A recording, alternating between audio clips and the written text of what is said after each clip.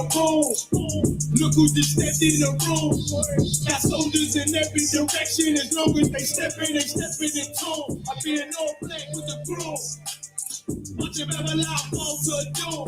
Lord know I'm ready and I know that you know that her love is deadly, but I am a fool. These niggas talking rude to whom? That's a spot you remember soon. And you be leaving shortly. Still fucking with them angels that ain't still enforcement. Got a whole lot of zeal, I can't get it off it. Plus I'm winging like a damn blue living orbit.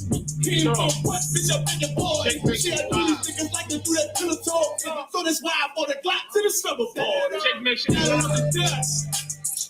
I just began to a pretty much. That brotherhood and weapon gotta keep it in the clip. If it ain't one West nigga, I don't wanna hear it, keep the tone down. Had a couple commentations, but it's on now. So you be killing speculation, bitch, I'm thrown down. And if you want a conversation, set his zone down. Nigga, what he say, I ain't hear him out of zone down. Can't walk, this a low bound. I'm 44, I'm on another level with it. These niggas never listen, so I let the devil get his ass. I'm a rebel nigga, better be careful if you never think I'm stopping in my pound. Cause it ain't no game, stay in your lane. I'm playing twisted metal with his hell. Got it on the ground. I just began to it pretty much. Your brotherhood and weapon gotta keep it in the clutch. No fears to my main bitch, I think I got a crush. And she know that I got some sick shit inside me. But you know I.S.U.P.K from the 7 riding. Got the top through the buttons like a Teddy Riley. I'ma race through the track like a Ricky Bobby. Got it on the dust. I just began to it pretty much. Your brotherhood and weapon gotta keep it in the cut. Gotta keep it with me in some up. Got it on the dust. I just began to it pretty much. Your brotherhood and weapon gotta keep it in the cut. If it ain't one West nigga, huh? All right.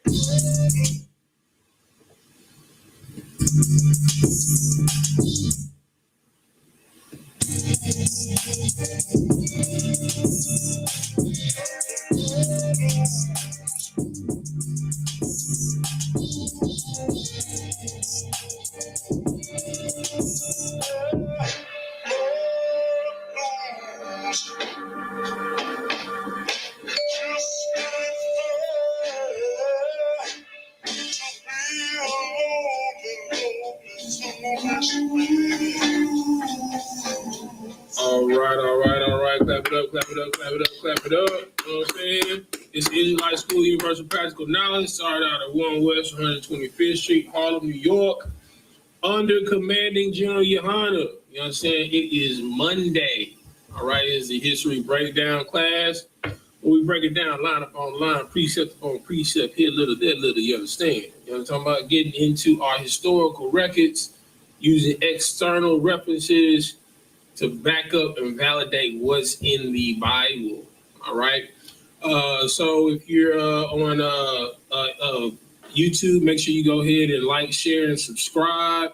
If you're on Facebook, go ahead and make sure that you share the class. While I'm saying that, let me make sure I do it myself. All right. So we're going to get into it. Today's class is going to be part 1, breaking down Revelations chapter 12. All right. So we're going to get this class is going to be kind of heavy. It's a heavy topic. Part of history is also prophecy. All right. So we're going to be breaking down prophecy today. All right. So we're going to break it down line upon line. You know what I'm saying? Each verse of Revelation chapter 12. Let me go ahead and pull it up. All right. So we're going to boom. All right, so we're going to go to Revelations chapter 12. We're going to start at verse 1. When you got it, brother, go ahead and read it. You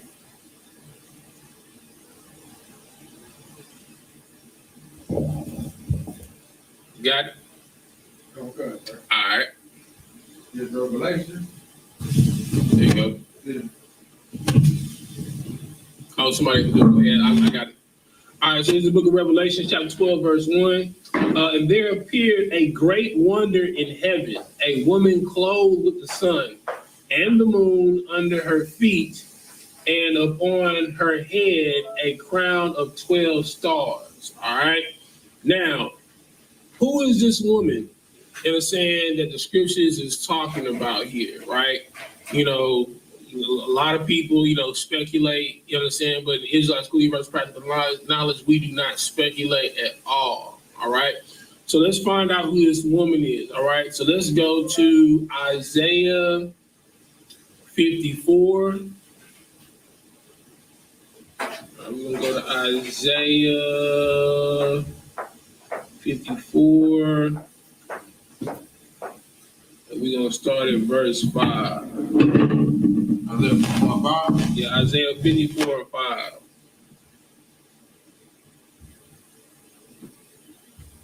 Well, you got to go ahead and read it. Okay. This book of Isaiah, chapter 54, verse 5. Behold, thou shalt call a nation. You in Isaiah 54? Oh, select it. Okay. Yeah, Isaiah 54 and 5.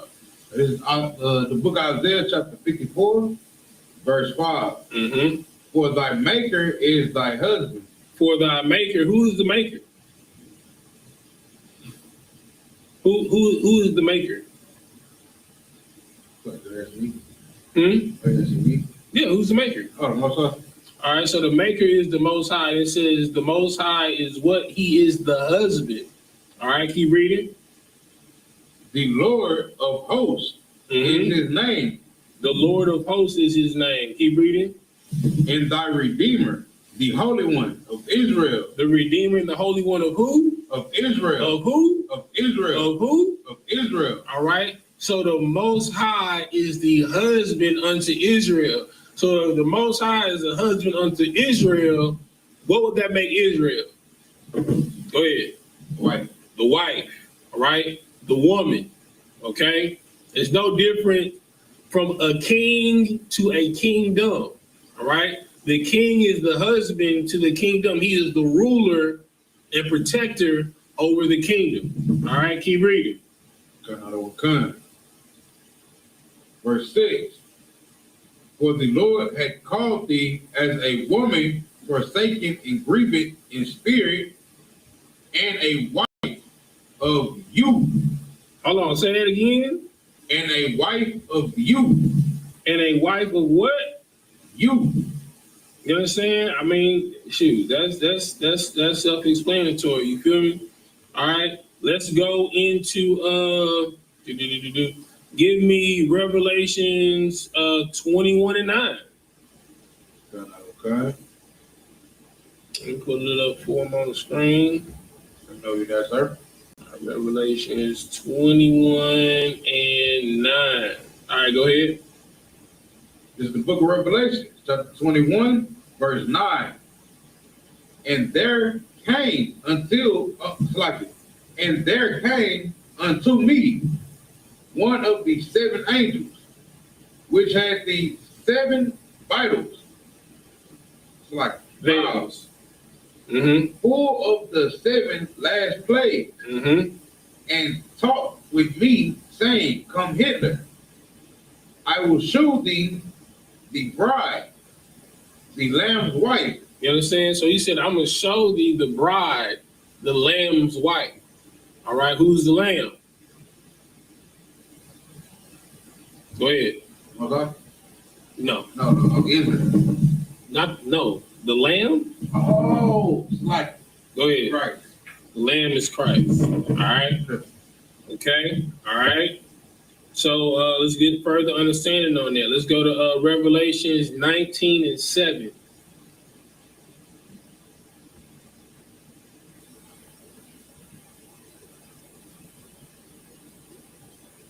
I know that, sir. All right, go ahead. It's the book of Revelation, chapter 19, verse 7. Let us be glad and rejoice. And let us be what? Let us be glad and rejoice. Keep reading. And give honor to him, for the marriage of the Lamb is come, and his wife had made herself ready. Verse 8. And to her was granted that she should be arrayed in fine linen, clean and white. For the fine linen is the righteousness of saints Hold on, the clean linen is the what? It's the righteousness of saints. Okay, so the linen that's adorned on the white is the righteousness of saints. Who are the saints? Go ahead. Basically, that would be like, would that be like a precept for here is the faces of the saints, like, you know, like for keeping the law, like Israel. But who are the saints though? Basically, us. Now, can you back that up with scripture?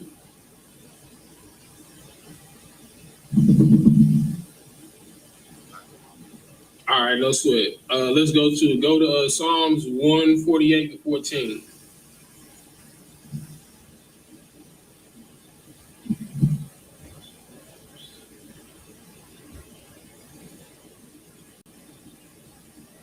Psalms 148 and 14. All right. We got to go ahead and read it. Okay. This is Psalms chapter 148, verse 14. Mm-hmm. He also exalted the horn of his people, the praise of all his saints. Even what? The praise of all his saints, even the children of Israel. You understand? So the saints are the children of Israel, right? So the white linen that's adorned around the bride of Christ is the righteousness of the saints who are the children of Israel, right? Okay? So let's get further understanding. Give me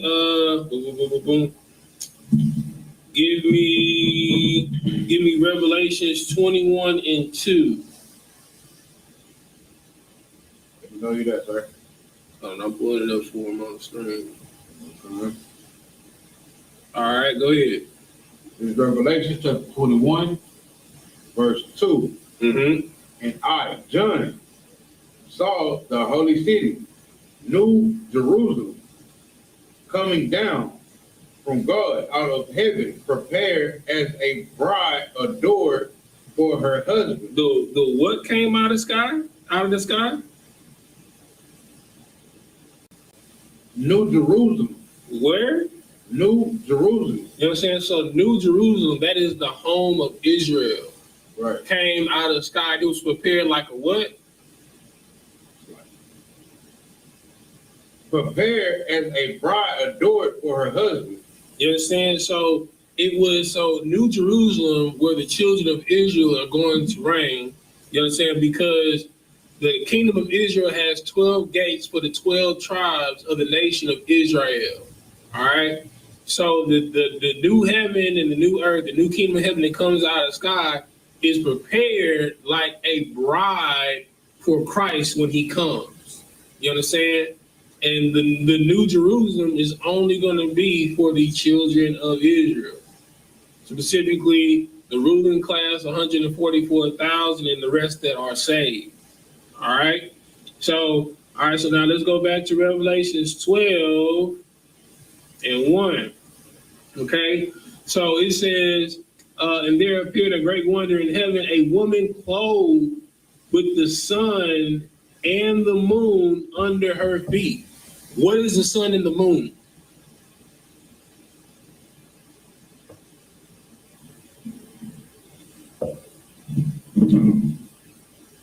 Did you read this, sir? I believe I No, I'm saying all right, so in Revelations 12:1, when it said, and there's a great wonder in heaven, a woman, so we know the woman is Israel, right. All right?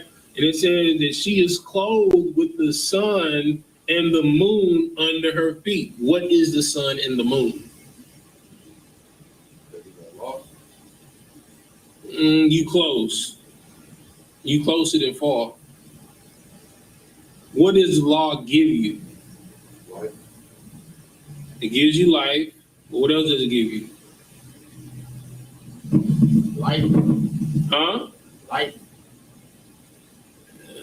Okay. All right. So when you do the law, statutes, and commandments, you have what not to do sin?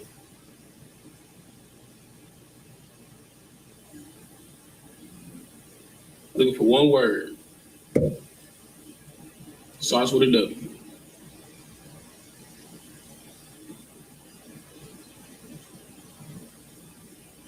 You have the what? Go ahead. That is correct. Get that brother hand. You know what I'm saying? All right. So the moon and the sun and the moon that are under her feet is wisdom. All right. So let's bring that up in scripture. Go to Wisdom of Solomon, chapter 7. You're gonna start at verse 22. All right. Let me pull it up for him right here.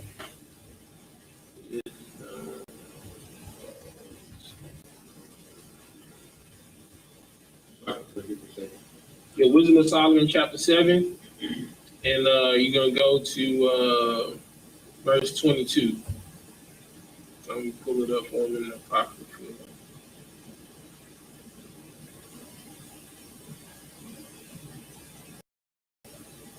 All right, you got it. Go ahead and read it. So I can get the verse again. Wisdom of Solomon in the apocrypha, 7, verse 22. Is the Wisdom of Solomon, chapter 7, verse 22. Mm-hmm. For wisdom, which is the worker of all things. For what? For wisdom. For what? For wisdom. Okay, so we're talking about wisdom, right? All right, so let's find out what wisdom is. Keep reading. Which is the worker of all things. Mm-hmm. Taught me, for in her is an understanding spirit. It's a what spirit? Understanding spirit. Mm-hmm. Holy one. No, it says understanding holy, spirit holy. Yes. All right. So the Holy Spirit is wisdom. All right. Keep reading. Only one. Manifold. Subtile. Yeah. Subtile. Lively. Clear. Undefiled. Plain. Not subject to hurt. Not subject to what? To hurt. To what? To hurt. Mm-hmm. Loving the thing that is good, quick, which cannot be ready to do good. Mm-hmm. Keep reading. Verse 23. Kind to man, steadfast, sure, free from care, having all power, overseeing all things, Mm-hmm. and going through all understanding, pure and most subtile spirits. Mm-hmm. Keep reading. Verse 24. For wisdom is more moving than any emotion. She passeth and goeth through all things by reason of her pureness. By reason of her what? Of pureness. Mm-hmm. Verse 25. For she is the breath of the power of the Most High, and a pure influence flowing from the glory of the Almighty. Therefore, can no defiled thing fall into her. You understand? So if you have wisdom, you understand, no foul or unclean thing can befall you. You understand? Because you have wisdom, right? So let's find out what other attributes wisdom is. Keep reading. Don't concern. Verse 26. For she is the brightness of the everlasting light. She's the what? The brightness of the everlasting light. Could that be sun? Could that be the sun? Okay. I mean, most Christians be like, nah, man. You know what I'm saying? You what they say? You freestyle in the scriptures, right? You twist in the scriptures. That ain't the sun. You know what I'm saying? Light could be anything. You know what I'm saying? Okay, no sweat. Keep reading. Don't concern. An everlasting light, the unspotted mirror of the power of the Most High, Mm-hmm. in the image of His goodness. Mm-hmm. Verse 27. And being but one, she can do all things. She can do what? All things. Mm-hmm. And remaining in herself, she maketh all things new. And how does she make all things new? How does wisdom make all things new?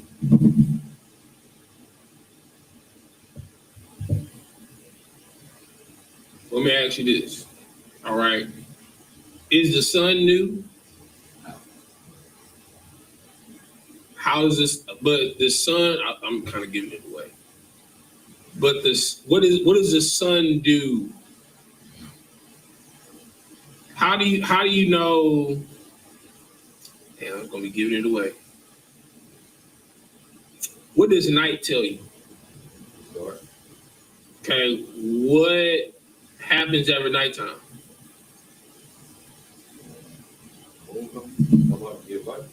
No. What happens after nighttime? Oh, the sun comes up? And what does the sun coming up represent?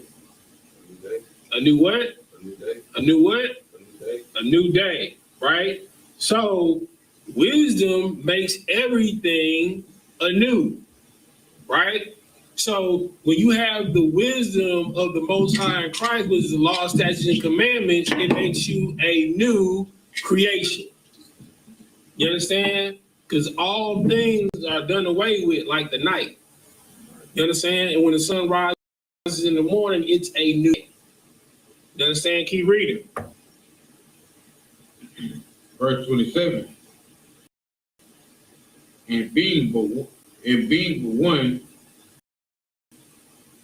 she can do all things, and remaining in herself, she maketh all things new. Mm-hmm. And in all ages entering into Holy souls. Holy souls, she maketh them friends of the Most High prophets. Mm-hmm. So the wisdom of the Lord not only makes you a friend to the Lord, but it makes you a priest and prophet of the Lord.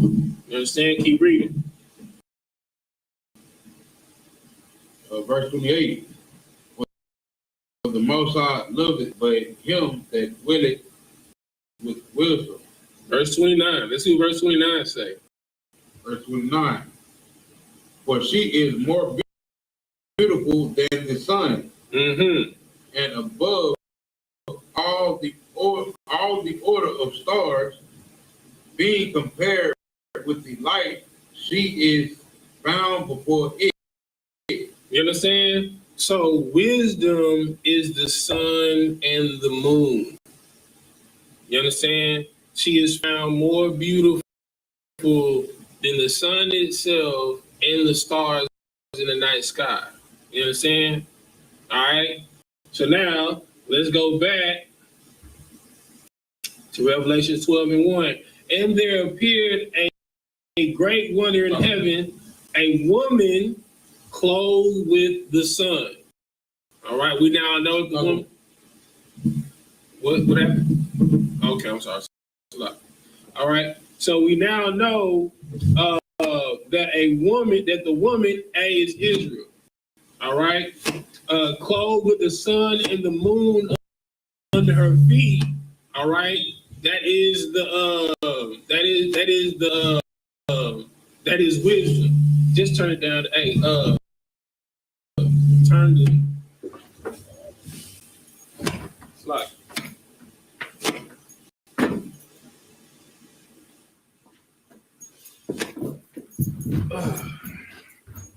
All right, so we know that the woman is Israel, right?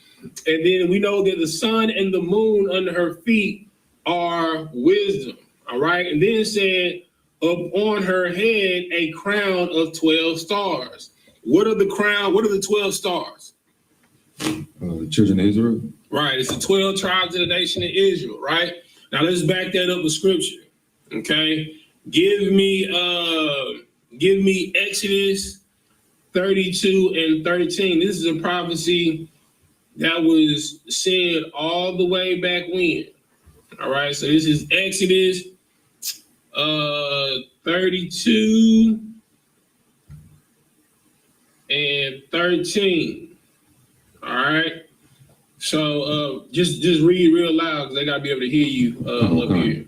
This is Exodus chapter 32, verse 13. Remember Abraham, Isaac, and Israel, thy servants. Thy what? Thy servants. Thy what? Thy servants. Uh-huh. To whom thou swearest by thine own self, and saidest unto them, I will multiply your seed. His what? Your seed. His what? Your seed. His what? Your seed. Uh-huh. As the stars of heaven.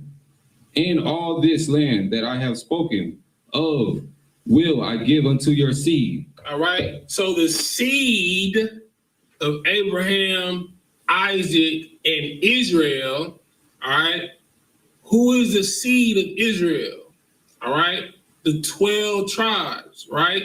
He said the seeds of Israel that he is going to make like the stars in heaven, right? Which is why she wore a crown of 12 stars upon her head, right? To bring forth true the promise, right? That was made to Abraham, Isaac, and Jacob, who's also known as Israel, all right? That was made all the way back, you understand, in Genesis and Exodus, okay? All right? So because the Lord is a lie, the Lord is not a man that he should lie not. You feel me? You understand? All right? So now, all right, let's go back to Revelations 12 and 1. All right, so now we've identified, Salakia, pull it back up. All right, so now we've identified who the woman is. All right, the woman, the bride, is the bride of Christ, all right, which is Jerusalem, the kingdom of heaven that's coming out of the sky, Israel. You understand? The sun and the moon is the law, statutes, and commandments, the wisdom, you know what I'm saying, of the law. You understand? That's under her feet.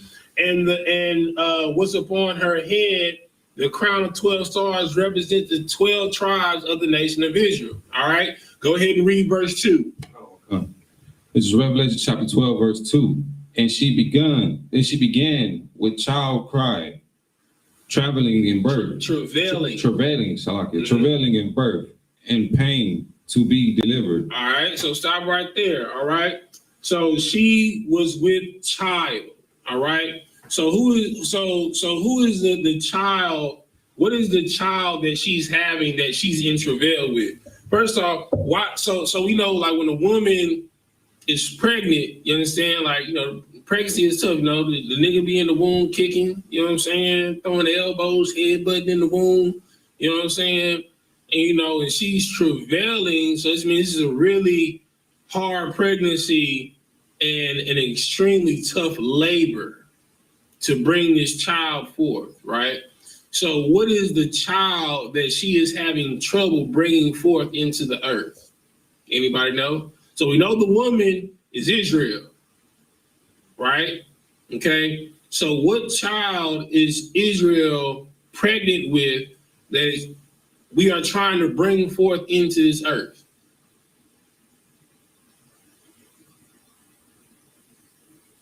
What is the Israelite School of Universal Practical Knowledge battling every week at camp to bring forth in our people? Law, statutes, and commandments. Yes. All right. But the spirit of the law, statutes, and commandments, right? Okay. All right. So who gave the spirit of the law, statutes, and commandments? Moses? No. Christ? Yes. Oh. All right. So the child that Israel is trying to bring forth, that we're having an issue bringing forth into this earth, is the spirit of Christ. It is very hard work to tell niggas, to make niggas first and foremost to believe that they're not only royalty, because every nigga, yeah, we from Africa, nigga, you know what I'm saying? Hey, we all royalty. But not just royalty, but you are descendants literally from the people in the Bible. You know how hard that is? Niggas can believe that they worth being saved. Niggas will believe that they Gentiles. You know what I'm saying? But you won't believe that you are descendants of the 12 tribes of the nation of Israel. That is one of the biggest fights You understand that the Israelite School of Universal Practical Knowledge has daily making niggas believe in who they are, right? Because you want to know why it's hard? Because if Blacks, Hispanics, and Native Americans realize and accept that they're the children of Israel, that means that they got to hold themselves accountable to live like our ancestors lived in the Bible. And niggas don't want to do that. Right. They rather party and bullshit, Salaki. Right. You know what I'm saying? All right. So let's pull some scriptures to further back up. Hey, watch that door. Watch the door. So let's pull some scriptures to back up. All right. The child that we are trying to bring forth into this earth. Give me Isaiah 28:1. All right. Isaiah 28:1. Let me pull it up on the screen for him. All right. When you got it, go ahead and read it. Gotcha. This is Isaiah chapter 28, verse 1. Woe to the crown of the pride, to the drunkards of Ephraim, whose glorious beauty is a fanning flower, which are on the head of the fat valleys of them. All right. Okay. So when you see Ephraim in the Bible, what does that mean? Who is Ephraim? Huh? Just give me who is Ephraim, period. So like I said, if I may, Ephraim is the head tribe of the northern kingdom. There you go. Get that brother a hand. You know what I'm saying? All right. So Ephraim is the head tribe of the northern kingdom. So it says, woe unto the crown of pride, the drunkards of Ephraim, right? Because Ephraim was tied to dumb idols, and that's what brought them down. All right. That was their destruction. All right. The pride of this world. Okay. Right. All right. So this scripture is talking about northern kingdom, right? Those that were cut off. Okay. All right. I want you to drop down. So I'm just going to verse 1 to give context. All right. So we're going to drop down to verse 15. Come on. All right. When you got to go ahead and read it. This is Isaiah chapter 28, verse 13. 15. Shalak. Because ye have said, we have made a covenant with death, and with hell are we a agreement. When the overflowing scourge shall pass through, it shall not come unto us.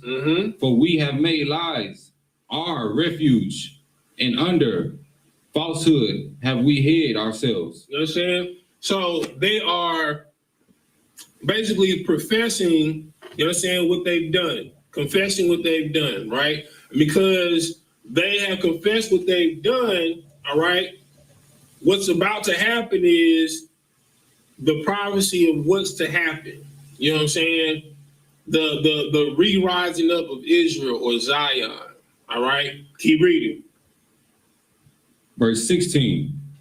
Therefore, thus said the Lord God, behold, I lay in Zion for a foundation, a stone. Okay, so he says he lay in Zion for a foundation, a stone. Keep reading. A tired stone. A tried stone. A tried stone. A precious cornerstone. A precious cornerstone. A sure foundation. He that believeth shall not make haste. So what is this stone that the Lord is going to set? You know what I'm saying? A tried stone. You know what I'm saying? A cornerstone. You know what a cornerstone is? A cornerstone? Anybody know what a cornerstone is? Think about an arch. Is it like the tip of the pyramid? Like the top? No, literally think of an arch, like an arc, like an arch. What's in the middle of an arch? So like I said, if I may, a cornerstone is the stone in the middle of an arch to keep the arch stable. Right. You know what I'm saying? Like you see it like on these new builds, they make it look like it's a cornerstone, like it'd be stucco, but it has like this big little piece that's cut like that in the middle that sits in the middle of the arch. That's considered a cornerstone. It is a wedge that keeps all the weight and gravity to the center of the arch. Because if you remove that arc, that cornerstone, the arc falls apart, and everything that's around it will fall in. Right. All right. Okay. So it's a tried stone. Okay. So that stone had been through the furnace of affliction. It had been tempered. Right. It had made sure that it can withstand the weight, the load. All right. In this case, the load of Israel. All right. So who is this stone? Who is this cornerstone that it's talking about? Go ahead. Slightly, sir, if I may, Yahawashi, Hamashiach. That is correct. You know what I'm saying? The president of the world knows is Jesus Christ. All right. Okay, keep reading. Let's find out what it's talking about Christ. All right, keep reading. This is verse 17. Mm-hmm. Judgment also will I lay to the line, and righteousness to the plummet, and the hell shall sweep away the refuge of lies, and the waters shall overflow the hiding places. Keep reading. Verse 18, and your covenant with death shall be disannulled, and your agreement with heel shall not stand. When the overflowing scourge shall pass through, then ye shall be trodden down by it. All right. So it's saying that all the affliction that you went through before, it's not going to happen again. You know what I'm saying? If you only believe on this tried cornerstone, right? Verse 19. This is verse 19. From the time that it goeth forth, it shall take you. For morning by morning shall it pass over, by day and by night, and it shall be a vexing only to understand and report. All right. So understand that first salvation is only going to come through affliction. All right. So that salvation that we're going to get, that affliction, is the travail that the woman in the scripture is talking about. That's the travail that Israel is going to go through. All right. We're going to go through hard times in hell to determine who's worthy of being saved. Yeah. Right. That's a travail that the woman is going through to bring forth the man-child. The man-child is the spirit of Christ, that cornerstone that has been tried, all right, that will set the foundation for Israel, for the construction of Zion, New Jerusalem, Israel, all right? Okay, so we're going to go from there. Let's go to Isaiah 66:6.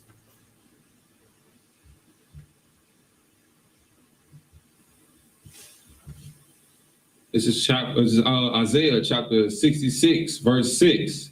A voice of noise from the city, a voice from the temple, a voice of the Lord that rendereth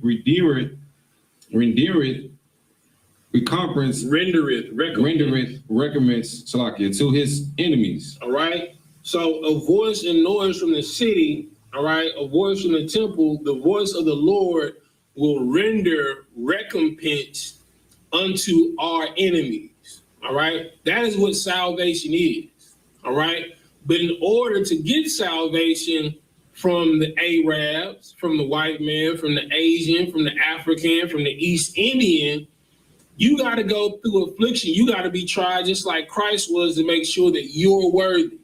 Right. You understand? That's the travail that the woman is going through. Keep reading. Verse 7.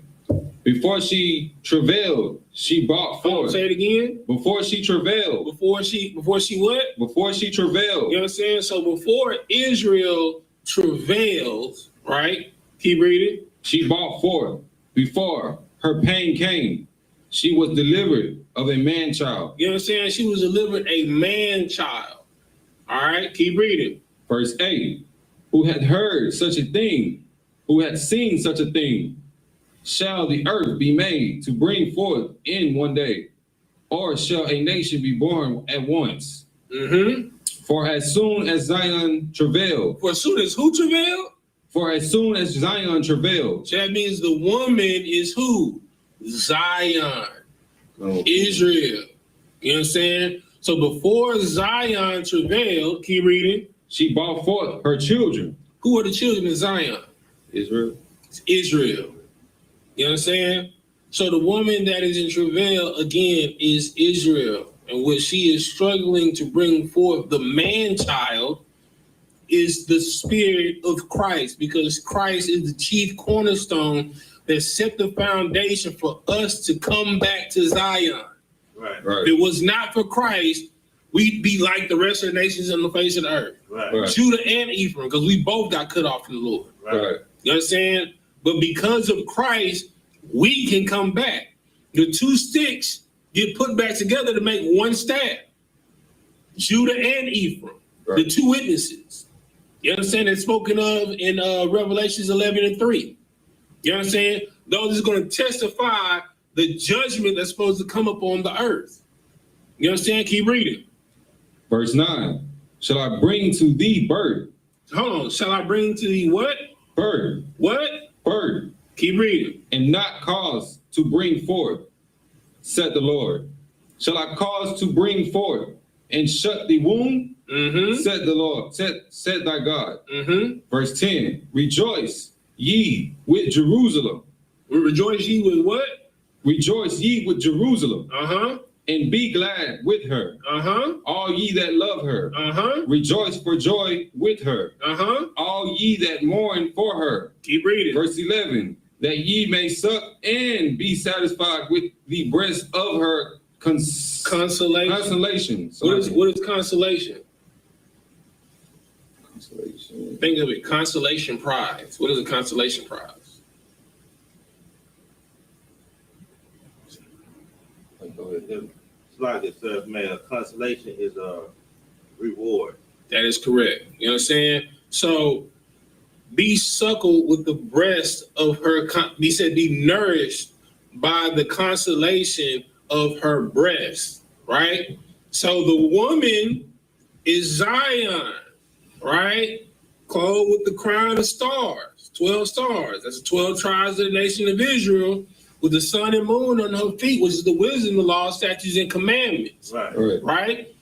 And the man-child that she's struggling to bring forth, all right, is the spirit of Christ. Right? So that spirit of Christ, when it's brought forth in you, it gotta fight through drug addiction. It gotta fight through robbing and stealing. They gotta fight through being whores and whoremongers. They gotta fight through, you know what I'm saying, the approval of your family. They gotta fight through the loves and wants of this world. That's a hard fight. You understand? But the entire time you're suckled, you understand, by the consolation of her nourishment, the reward is the kingdom of heaven. Right. You understand? That's what we're fighting for. Keep reading. That ye may milk out and be delighted with the audience of her glory. Mm-hmm. Verse 12. For thou said the Lord, behold, I will extend peace to her like a river. Mm-hmm. In the glory of the Gentiles. The glory of the what? Gentiles. The glory of the what? Gentiles. We are the light unto the Gentiles. We are the light of the world. Even now, Blacks, Hispanics, and Native Americans, we are the most hated people on the face of the earth. Right.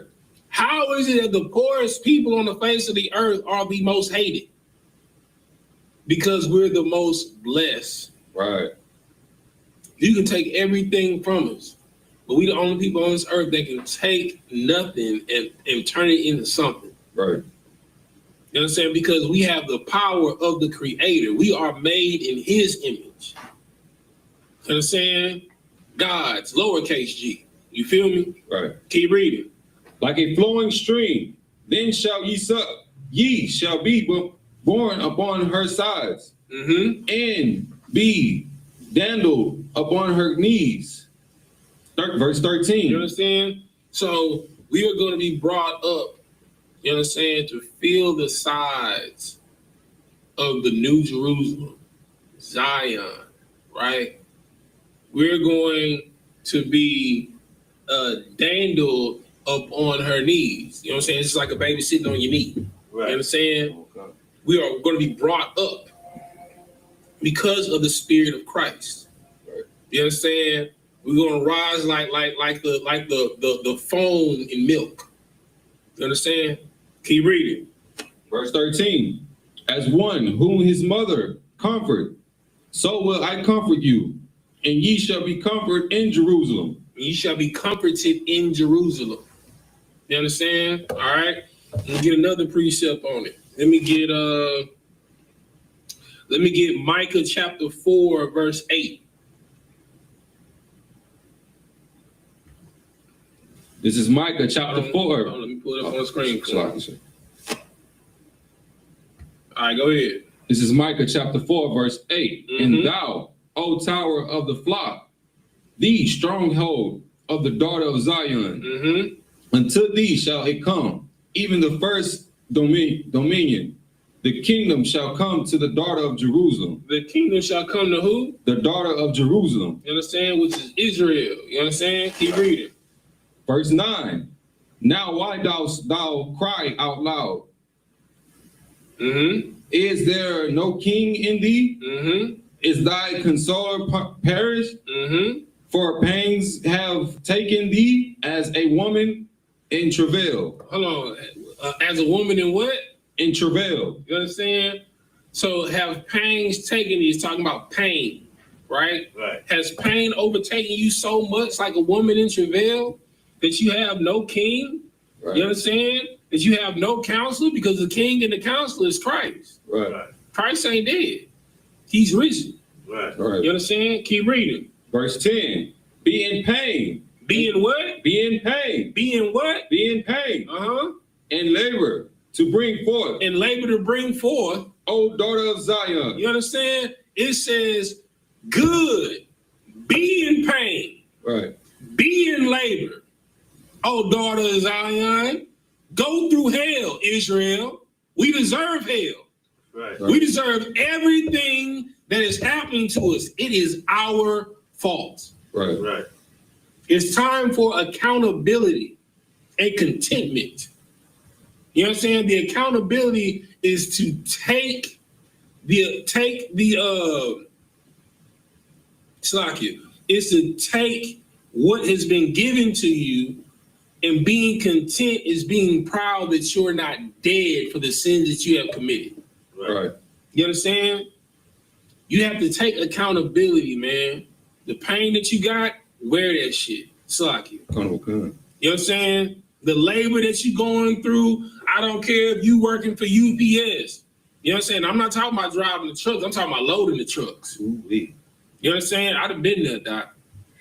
You understand? You don't know what real labor is until you got to load a whole pallet of silver and gold going to the U.S. Treasury here in Texas. You understand? Like, that's weight. Right. You load the truck of it. You feel me? Right. You feel me? That's labor.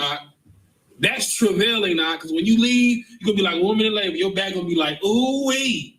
You know what I'm saying? You feel me? Straight up. You know, I don't care if you a cook. I don't care if you drive for FedEx. I don't care if you work in a chicken plant, a meat plant. You know what I'm saying? I don't care what your job is.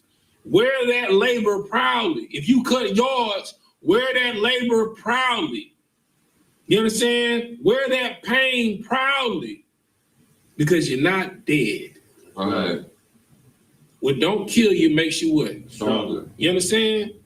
Because it says, in the furnace of affliction, I will choose thee. Right. You understand? He said, I will refine thee not like silver, but in the furnace of affliction. You understand? You're going to be chosen through hard times in hell. Because everybody's good when all the bills paid, when you balling, when you out there in Tulum, you know what I'm saying? When you out there in Cabo, you understand? When you out there in the Prince Riviera, You know what I'm saying? Everybody good. Ain't nobody gonna be doing no tripping. Everybody got money. But now, the lights about to get cut off. You know what I'm saying? And issue with your homeboy, y'all ain't ate all day. You down to your last $40. Your bill $37.98. You understand? But shoot, you know your homeboy going through the same thing in this house. Y'all working the same job. You like, shoot, if I pay this bill, I'm only gonna have like $3 left. Man, forget that nigga. I'm gonna have me a value meal lunch. You know what I'm saying? And Wendy's. I'm a grub. And you know this nigga starving. That nigga been working since 5:30 in the morning, just like you. You know what I'm saying? Y'all can get the jumbo jack and bust it down. You know what I'm saying? Or you can get the value meal and split that hoe all the way down. You know what I'm saying? When you're going through hard times, that's what determines the type of man you are. That's the travail. Being able to think about your brother and his household and him and putting him before yourself, even though y'all going through the same thing. Being able to have the time and the concern, hey, brother, you ate today? Knowing that you don't got no money yourself. But shoot, I mean, half a jumbo jack, bro, give us both nourishment. At least enough to go on for the next couple of hours. Right. You feel what I'm saying? Right. Like if you come upon a bread, you come upon some bread, you feel me? And you know your partner, your brother's struggling with bills in his household. Let's just say, like prime example, you know what I'm saying? Like boys out here, they got these stimulus checks, but everybody didn't get a stimulus check. Right. You know what I'm saying? And there's people that still out here struggling. You just gonna hold that $1,200 for yourself.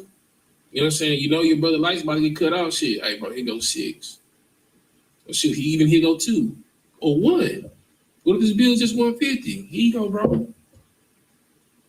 Everybody going through it. That's the thing that you gotta remember. You're not alone, because every nigga, Hispanic and Native American, is in hell right here with you. Everybody. You understand? Keep reading.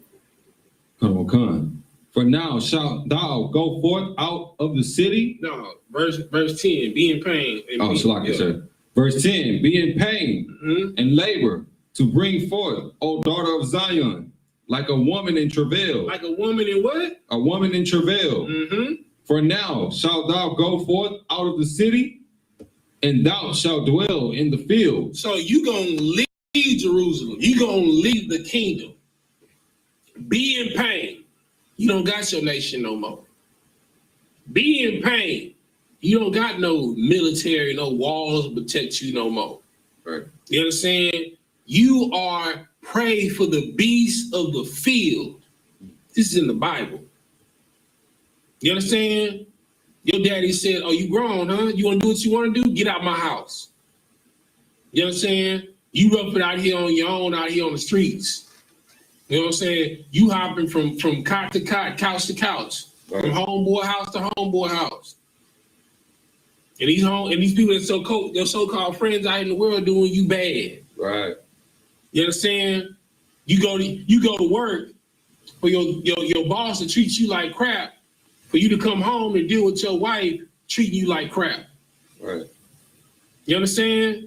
You having to fight and contend with your children to keep them out of the streets. You get no rest from pillar to post. You going to work and getting dragged and coming home and getting dragged. You understand? While everybody else sleeping, you understand, you up. And by the time you go to sleep, your alarm clock go off for you to get up. You understand? You around here with the raccoon eyes and your spirit and your vessel depleted. Working your job till your heart give out or your back give out. You know what I'm saying? Working so hard every day, 2 or 3 jobs, working 16, 18 hours for you to retire. When you retire, you have a heart attack. Can't even enjoy your 401k. Right. It ain't even enough to cover your funeral. And leave nothing to your son, your daughter, your wife. And they got to have a GoFundMe page for your funeral. You understand? Working 16, 18-hour days, 7 days a week, very few days off, and for 20 to 25 years, only for you to retire and have a heart attack, or to retire and die from COVID, or to retire and die from cancer, or to retire and I don't know, die from hypertension, high blood pressure, to die from lung cancer. You understand what I'm saying? Or to retire and on the way home and get killed by a cop. Right. You can't even enjoy the fruits of your labor. You want to know why? Because the Lord said, get out of my house, because you don't want to do what I want you to do.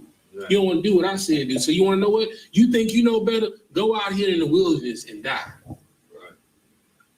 Go through pain and labor. Because beforehand, you didn't have to pain and labor. The earth would just yield you her strength. Now you got to work for it. Like a woman in travail, in labor. That's what we going through, Israel. Blacks, Hispanics, and Native Americans. Keep reading. Come. And thou shalt go even to Babylon. Go where? Even to Babylon. Go to where? Even to Babylon. You know, America is modern day Babylon. That's right. It's my day Egypt. Right. You understand? Mm-hmm. That's what we in Babylon. We in Greece. You understand? We've been Hellenized. Right. Hellenization is the American nation. Right. You understand? Keep reading. Oh, God. There shalt thou be delivered. We shall be what? Thou shalt be delivered. There the Lord shall redeem thee from the hand of thy enemies. See, we got to go through this. Right. We got to have Sandra Bland's. We got to have Tamir Rice's. We got to have Philando Castile's. Right. We got to have Ahmaud Arbery's. You understand? We got to have that for us to be redeemed from it. Right. You understand? You got to get to the point of you sick and tired of seeing your people die every day. Right. You got to get to the point to where you sick and tired of being poor every day. To where a priest come tell you, well, stop smoking weed. Right. Stop eating pork. Stop eating. You mean to tell me if I do this, I get the kingdom? I can come out of what I'm going through? Shit, no sweat. But you got to get to that point. Right. And that's what we're getting to. You know what I'm saying? Because it is the spirit of the land. That's why everybody's like, buy black. You know what I'm saying? Because, and it's been in the uprise of Black and Hispanic businesses. You know what I'm saying? Because we tired of working for pennies. Right. You understand? We tired of it. We tired of going through hell, you understand, coming home to hell and being possibly killed in hell. So we're going to work to get our own slice of heaven in hell. That's called getting the kingdom. Yeah, right. You understand? Right. But it's going to take labor Work. And travail. It's going to take pain and labor to bring forth the spirit of Christ, which is brotherhood and sisterhood between Blacks, Hispanics, and Native Americans in this nation. Right. You understand? Keep reading. Con, verse 11. All right, go ahead. That's going to be the last one. Con. Mm-hmm. Now also many nations are gathered against thee. What did it say? Many nations. You know what I'm saying? So the whites gathered against you. You know what I'm saying? You know, that's the Dutch, that's the Russians, the French, the English. Mm-hmm. You know what I'm saying? That's why people be like, I'm gonna leave America. Where you gonna go? Right. See, I didn't travel. You understand? Oh, you wanna go back to Africa? Okay, you're gonna be persecuted by the Dutch. Right. You understand? You wanna go to Egypt? Okay, you're gonna be persecuted by the Arabs. Right. You know what I'm saying? Damn. You feel me? You want to go to Kenya? Okay, you're gonna be persecuted by the French. Right. You know what I'm saying? You feel me? Oh, you want to go to Australia? Okay, you're gonna be persecuted by the English. You know what I'm saying? Oh, okay, you gonna go to China. Oh, Lord be with you. Good night. Good You know what I'm saying? Anywhere over there. You know what I'm saying? You go to Mumbai, Indians, the East Indians. There's nowhere that you're going. See, when you leave here, at least here, don't get twisted, it's hell, right? But this is a nation of foreigners, right? Even the oppressor that rules this nation, he's a foreigner, right? You have an opportunity to come together and pull together. You know what I'm saying? Because like you can't get credit in those other countries. So you think you can go to Iraq and get a credit card? You can't get a loan there at all. The labor is worse there. The shortage of work is less. That's why they're all leaving there to come here. You understand? Like straight up, you're gonna lose wherever you go. So it's best where you are fight with your brothers and sisters here, because we are oppressed by many nations on all fronts and all sides. Keep reading. Colonel Khan, let her be defiled, and let our eye look upon Zion. You understand? So a whole bunch of nations are gathered against us, right? You understand? Let them be defiled for the heresies and the atrocities that they're doing against us. Don't matter how wicked they are. I was hurt by Martyr too.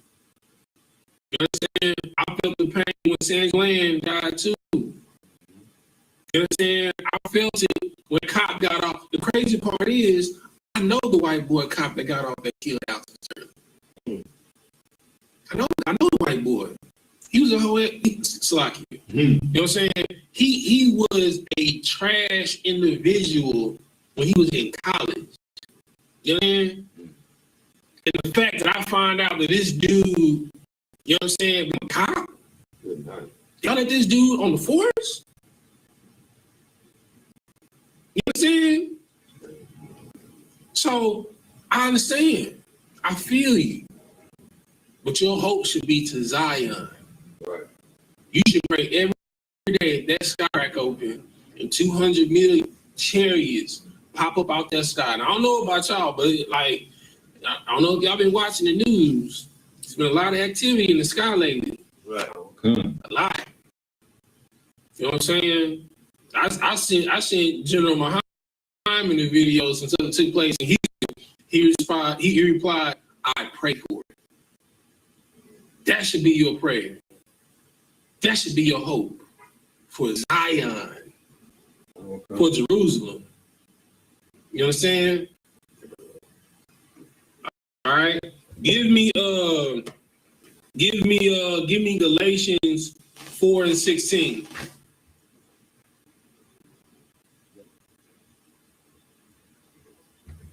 I'm there, sir.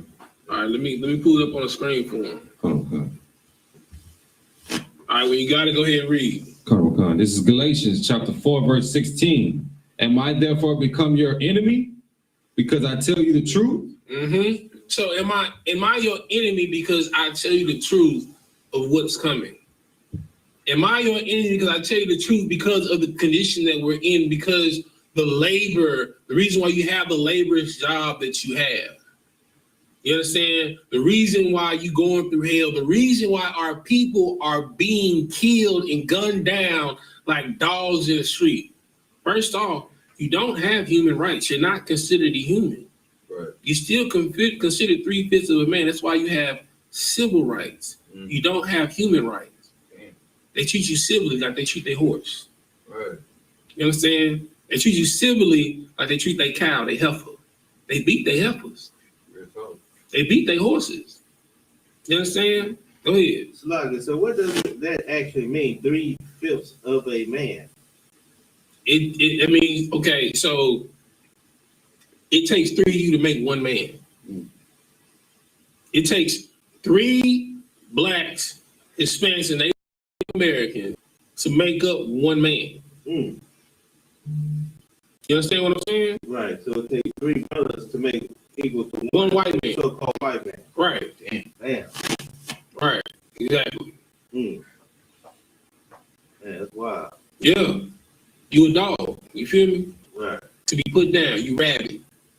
To think that you can come to your culture, come to your knowledge of self. You think you're going to serve your God, who I know is going to tear us down in my country? Right. Oh, I'm going to rain down terror on me.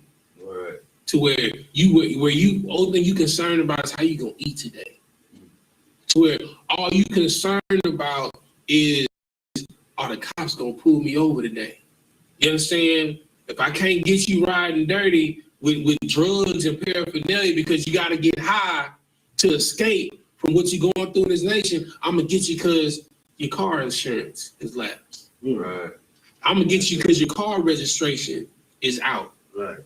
You understand? I'm going to get you because your headlight is out. I'm going to get you, like, you don't have enough money to survive in this nation to fix a tail light. And you in hell working you working 16 hours a day, and you can't fix a headlight. That's it, man. Why not check GALV already? You know what I'm saying? Go ahead. If I could, sir, I've been seeing lately a lot of cars that's been messed up, like the side door or the tail light. And it's a lot of cars out there like that now. Like people just like you get into a car wreck, you like, I will. Right. You ain't got enough money. Like, you got to get out through the back seat. Mm-hmm. You got to get out through the rear passenger door because you've been into an accident. Right. You got to climb out of the window of your car. You know what I'm saying?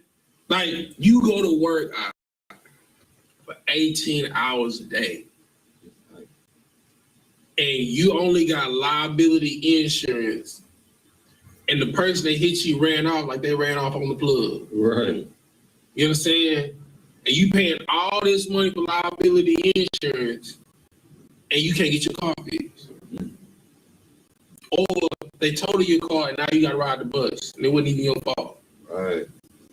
It's tough. That's pain and labor. You understand? Do I offend thee because I tell you the truth? This is the truth of the matter. Right. Mm-hmm. Keep reading. Come on. Verse 17. They zealously affect you, but not well. They would exclude you, that ye might affect them. Mm-hmm. Verse 18. So they would exclude you because if blacks, Hispanics, and Native Americans got the same chance as white boys, That's it. Asians, you know what I'm saying? Hell, just a foreigner that came in the country, like, if we got loans, 1% interest rate, it's over. Right. Take over this kingdom. It's over. Because everything they do is predicated off of us. Right. Your chicken spots is owned by the Asians. Right. The gas station is owned by the East Indians and the Arabs. The liquor stores is owned by the Asians and the Arabs. You know what I'm saying? Your grocery stores are owned by the white people. If you got the same opportunity as them, it's over. Because they make all of their money in your neighborhoods. Right. Ain't no black businesses in the white neighborhood. None. Ain't no black businesses in Chinatown. None. Ain't no black businesses in East Indian neighborhoods. None. Ain't no black businesses in Arab neighborhoods. None. But all they businesses is where? In the black neighborhood. Right.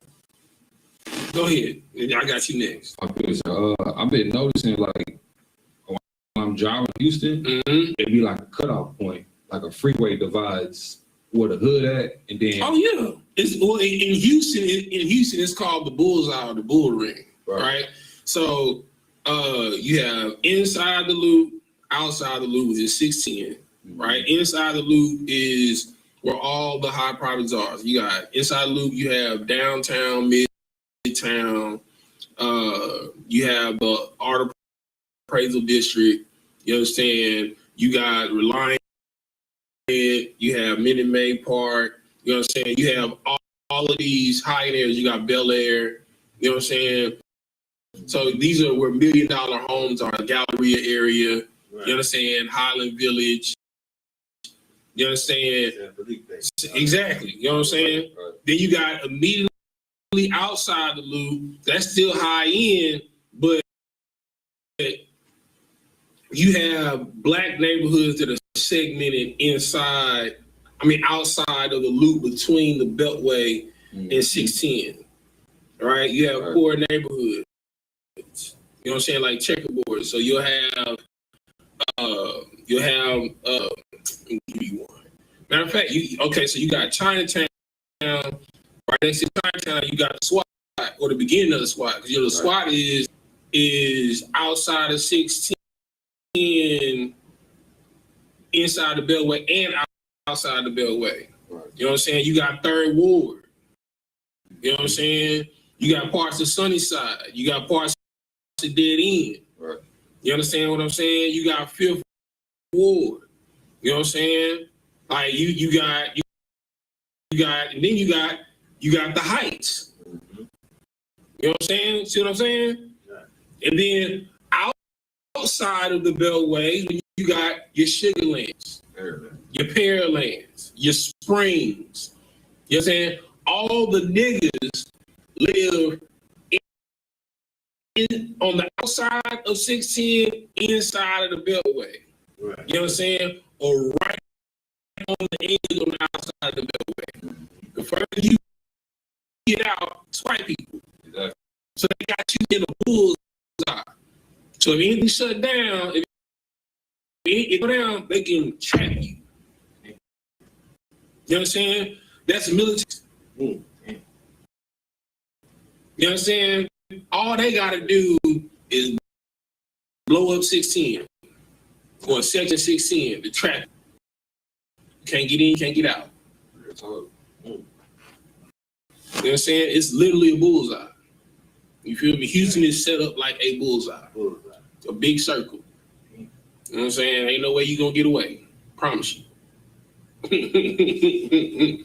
All right, where we at?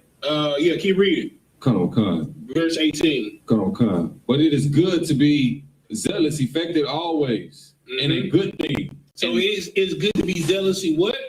Effective always. You want to know what happened? What happens? Things are good. All right, let me put it like this. All right, so you making $17 an hour, right? You know what I'm saying? So I mean, like, your check might be, if you working 40 hours, it might be $1,100 after taxes every 2 weeks. Okay, so let's say you making 17 an hour. You know what I'm saying? Your rent like 800. You know what I'm saying? Car bill 600. You know what I'm saying? Light bill 100. Car note. Cell phone another 100. So like you basically surviving for a whole month almost off of $300. 30 days, $300. Right? So then, like at that point in time, like you focus, like you penny pinching, like you overcalculate, you focus, right? So let's say, you know what I'm saying, you hit this thing on the PPP, you know what I'm saying, you get 50,000 dropped in your account. What's the difference between your mindset when you got 50,000 in your account and when you got $300 in your account? You become what? Different person. Nah, one word, you become what? Relax. You become relaxed. You understand? See, when you got just enough to function, your mindset different. You ain't out here lollygagging out here in these streets. You ain't turning up in the club, in the strip club. You know what I'm saying? You feel me? You at the house. You with your family. Right. Where you supposed to be. You know what I'm saying? When you out here and you got 50 racks in your account, you feel like you got room to party and BS. You know what I'm saying? You get real lackadaisical. You don't feel like you need help. You feel like you got it. Right. You know what I'm saying? You almost feel like you God. I'm providing. Right. You know what I'm saying? That's why to whom much is given, much is required. Everybody can't handle 50,000 in their account. You want to know why? Because they'll go get a pack and OD. You know what I'm saying? You feel me? They'll be in a strip club and end up with STDs. You know what I'm saying? You feel me? They'll go and blow all their money recklessly on cars and jewelry, stuff that don't appreciate in value. You know what I'm saying? Where you have assets to leave to your family. Right. Instead of starting a business. Right. What the money's for. You understand? That's why they said if you gave everyone in the world $1 million, the same is in 10 to 15 years, it'll be right back in the same hands it was in. Because everybody don't have a business mindset. Right. You know what I'm saying? You give people too much rope, they'll hang themselves. Right. You feel me? Like you don't need God. What are you praying for? You know what I'm saying? You don't need God to pay your bills, to keep the lights on, to pay your car note. You understand? To keep your woman with you. You feel me? To keep your family together. Right. You know what I'm saying? So it's good to be zealously effective. You know what I'm saying? That's why the scripture says it's better to be in a house of mourning and sorrow than a house of glee. It's good for you to be around people that are mourning the dead. Make you appreciate life. Right. It makes you realize that time is short, it's precious. You understand what I'm saying? Okay. So it makes you put focus on, well, how you live your life? How are you spending your time daily? Are you wasting your time? You understand? Like, you out here chilling with your partners on the corner for what? For what? How does it help your children? How a partner? You know what I'm saying? Like, I'm gonna tell you like me. You know what I'm saying? Like, before I came into the truth, like, I lost everything. I was homeless. You feel me? But I used to blame everybody. Okay, yeah, the boss of the company that I had, he was embezzling money, so they fired everyone that he hired. They ended up eating the rabbit hole with. I blame him. Oh, cool. You know what I'm saying?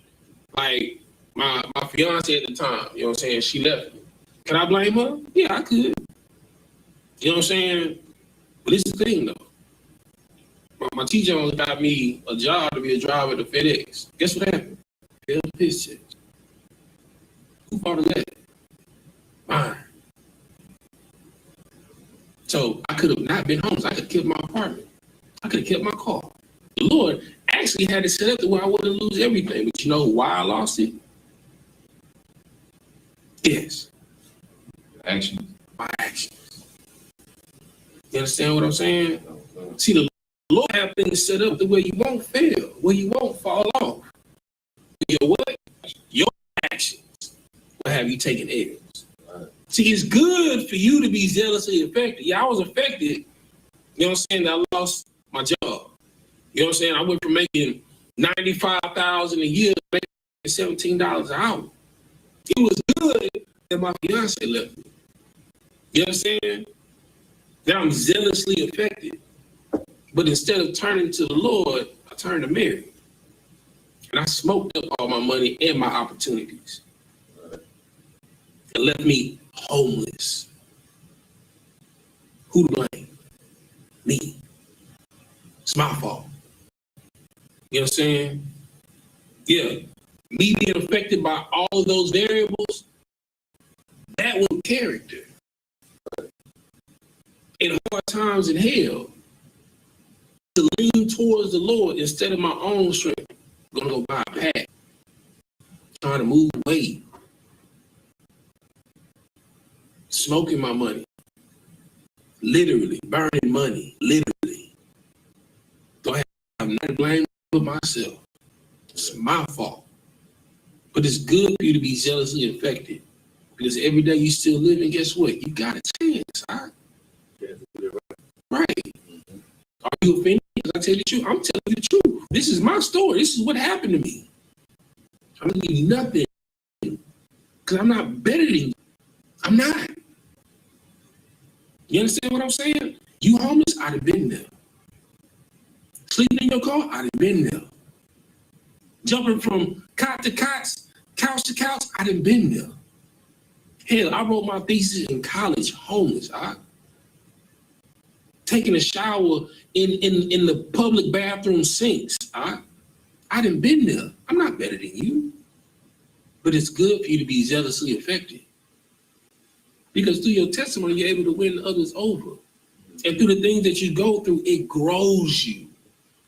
Because when that situation come around, lose my job, so what? I'll get another one. God got something already lined up for me. I lose my car, cool, no sweat. I get another one. Tell you another story. Like a dude sideswiped my car, totally. You know what I'm saying? Bent the front and rear control rod, you know what I'm saying, on the tire. Bent in, like somebody snapped his neck. You know what I'm saying? I didn't have no money for a vehicle, none.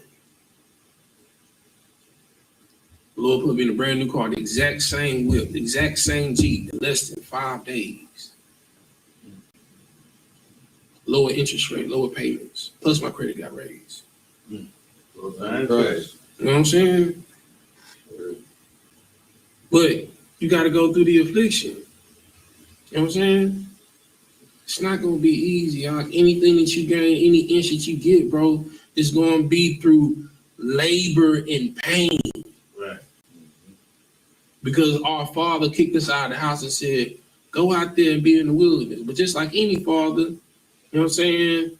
He'll ask your uncle or your cousins, well, how my son out there doing? Right. How you holding up?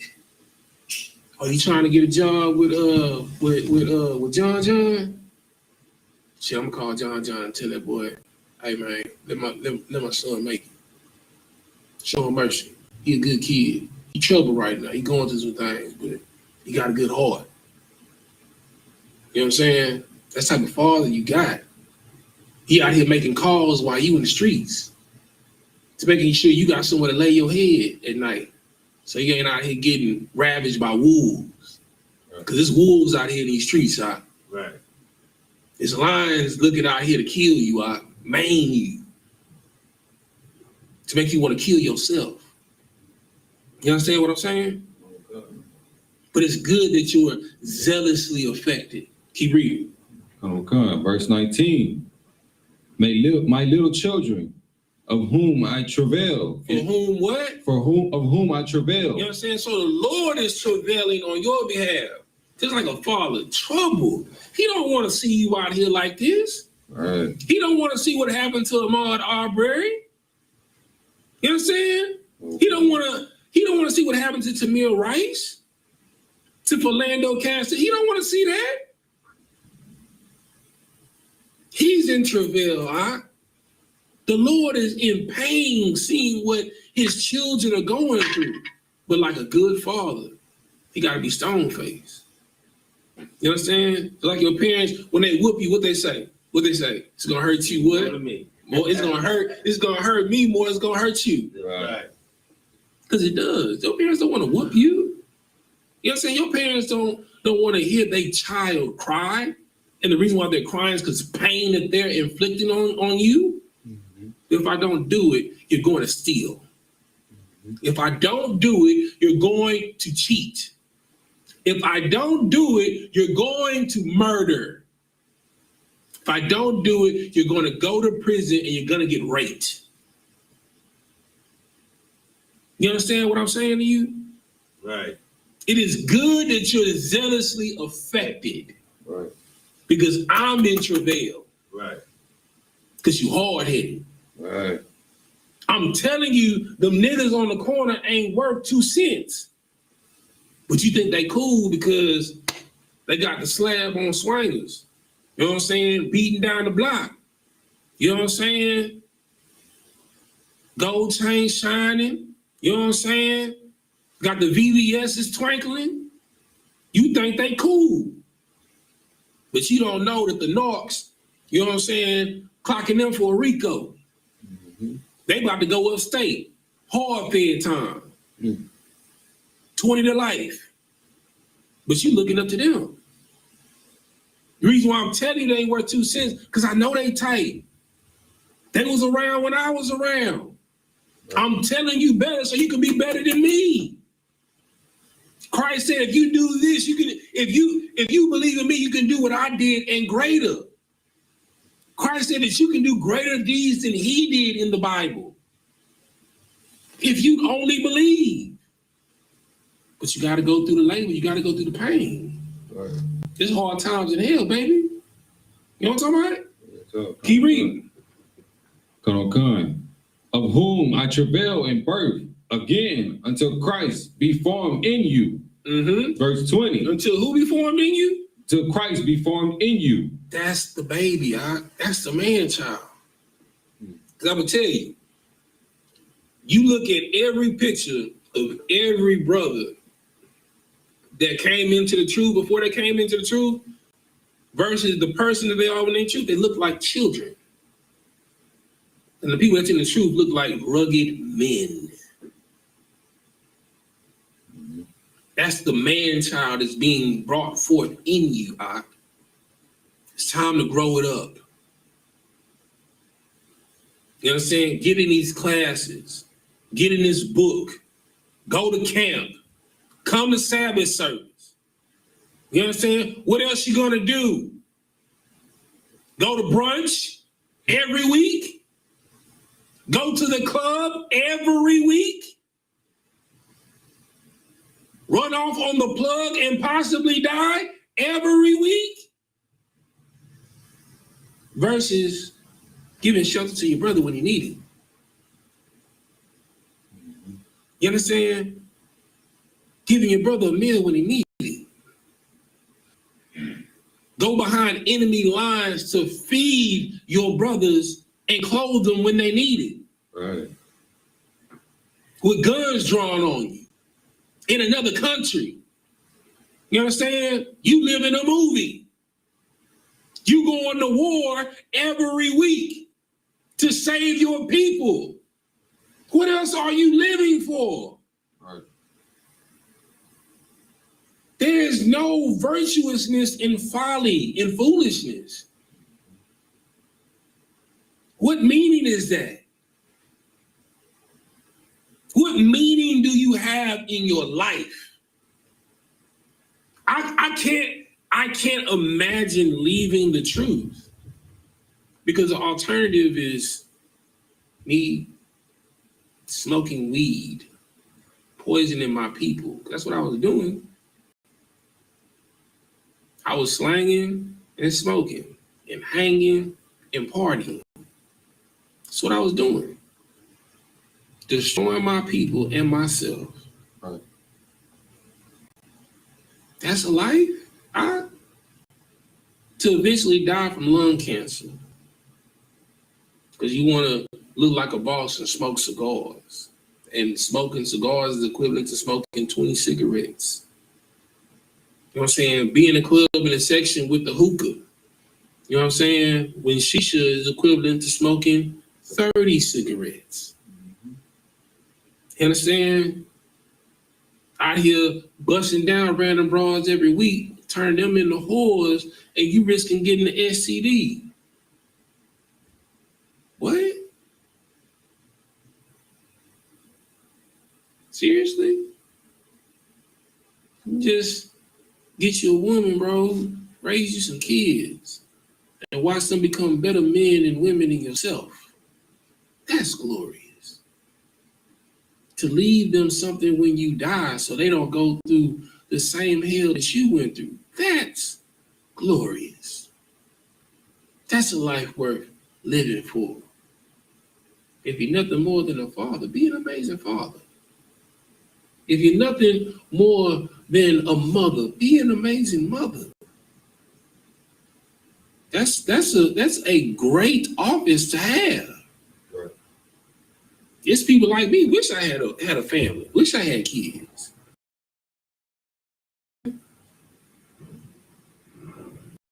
But I put my life on the line so I go home to their wife and their kids. Because they deserve it. They got a generation coming after them that they got to teach.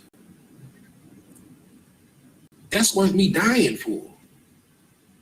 Making sure my brother get off drugs, crack cocaine, methamphetamines. You understand? That's a life worth dying for. If me losing my life makes you stop going to the crack house, I'll die for it. You understand?